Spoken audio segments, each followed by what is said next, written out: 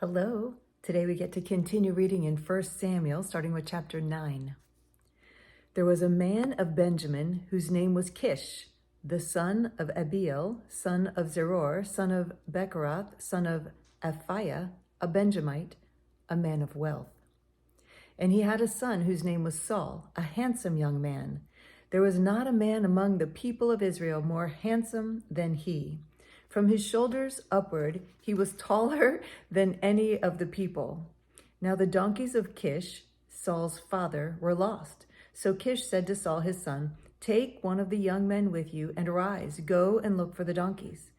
And he passed through the hill country of Ephraim and passed through the land of Shalishah, but they did not find them. And they passed through the land of Shalim, but they were not there. Then they passed through the land of Benjamin, but did not find them. When they came to the land of Zuph, Saul said to his servant who was with them, "Come, let us go back, lest my father cease to care about the donkeys and become anxious about us." But he said to him, "Behold, there is a man of God in this city, and he is a man who is held in honor. All that he says comes true. So now let us go there. Perhaps he can tell us the way we should go."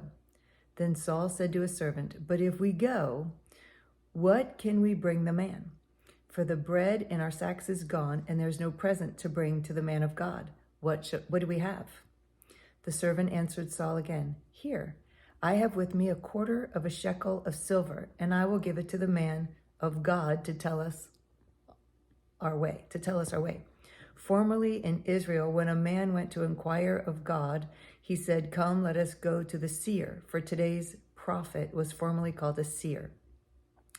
And Saul said to his servant, "Well said, come, let us go." So they went to the city where the man of God was. As they went up the hill to the city, they met young women coming out to draw water and said to them, "Is the seer here?" They answered, "He is. Behold, he is just ahead of you. Hurry. He has come just now to the city because the people have a sacrifice today on the high place. As soon as you enter the city, you will find him before he goes up to the high place to eat. For the people will not eat till he comes, since he must bless the sacrifice. Afterward, those who are invited will eat. Now go up, for you will meet him immediately." So they went up to the city.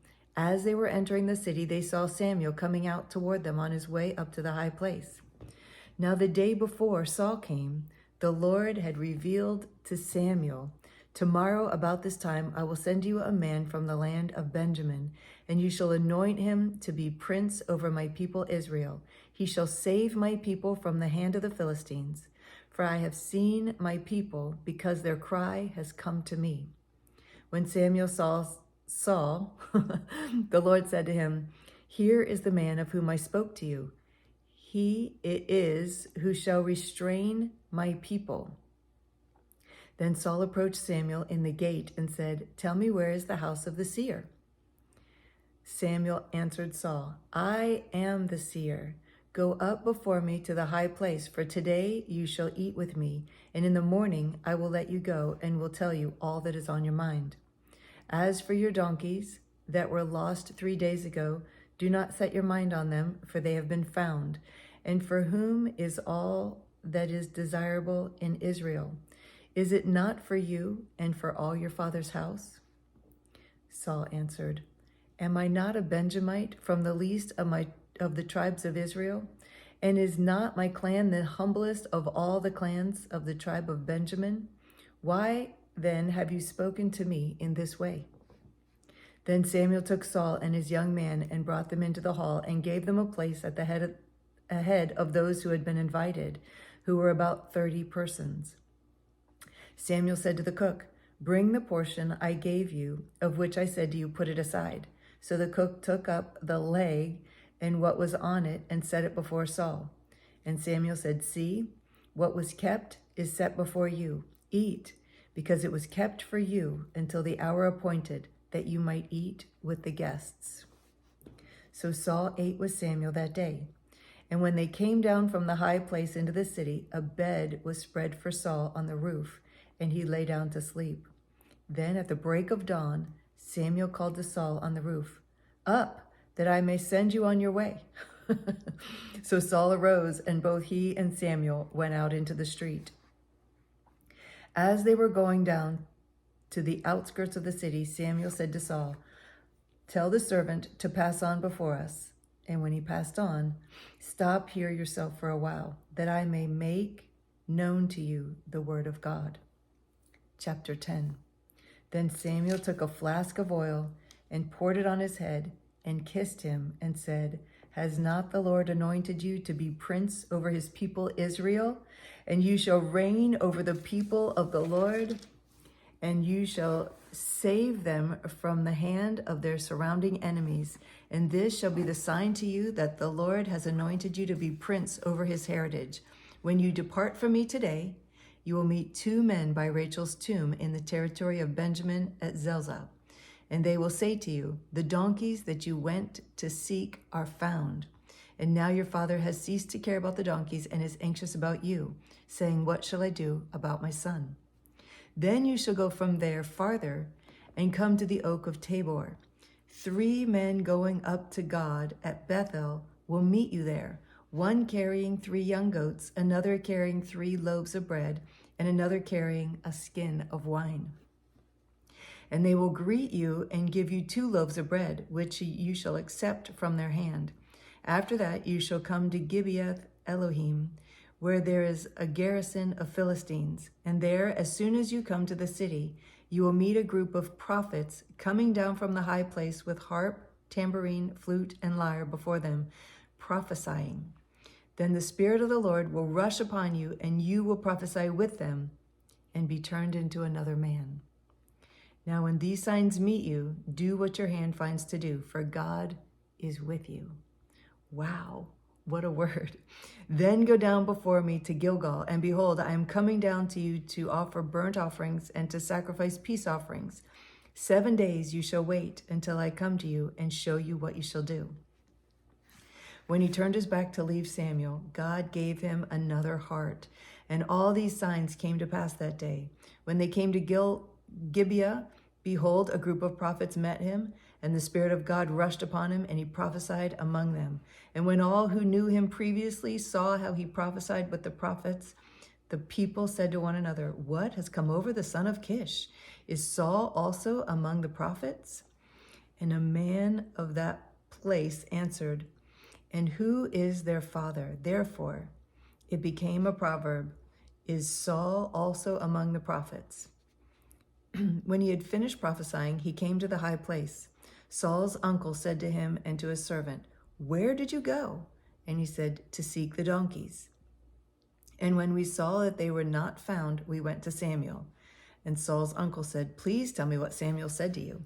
And Saul said to his uncle, "He told us plainly that the donkeys had been found. But about the matter of the kingdom of which Samuel had spoken, he did not tell him anything." Now Samuel called the people together to the Lord at Mizpah.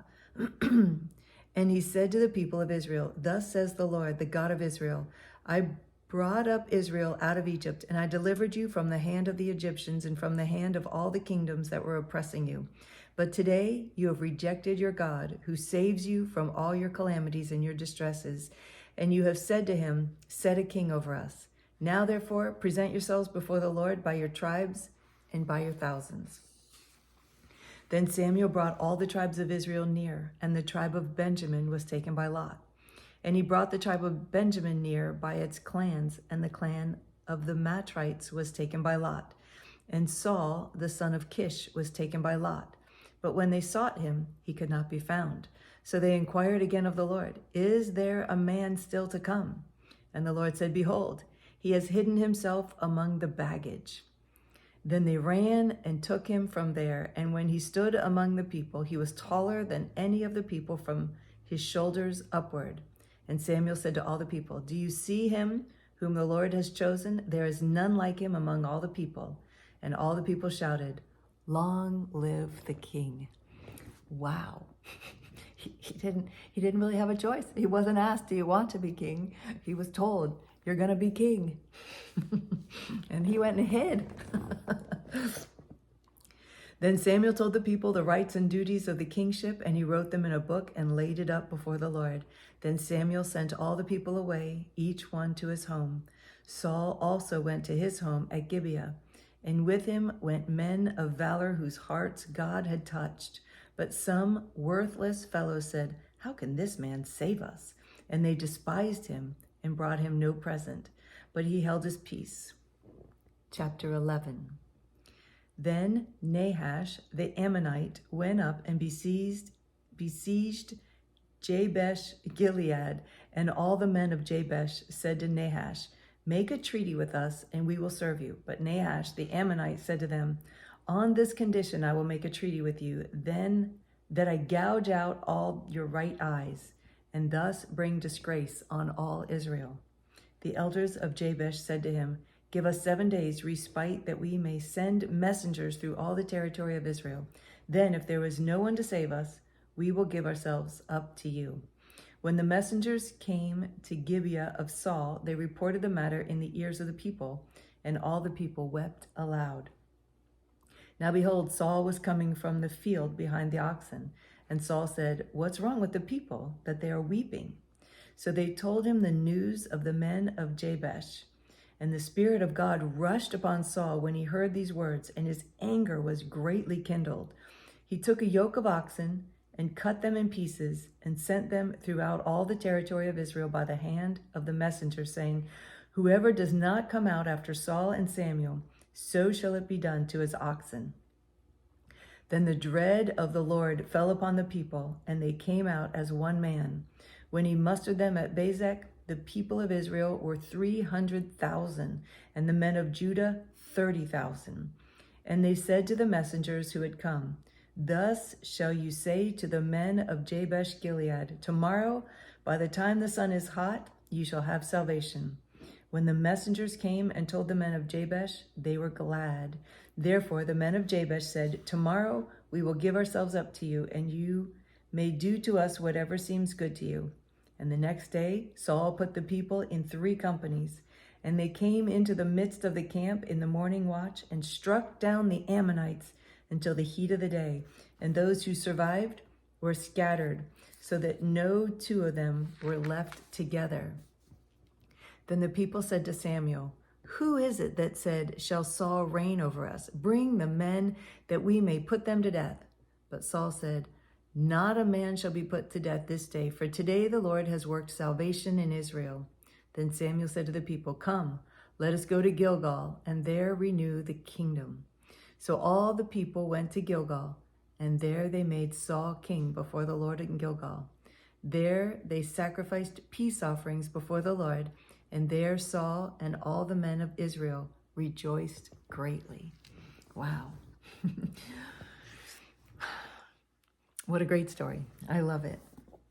I love it. So we'll continue on tomorrow with more about Saul and his reign.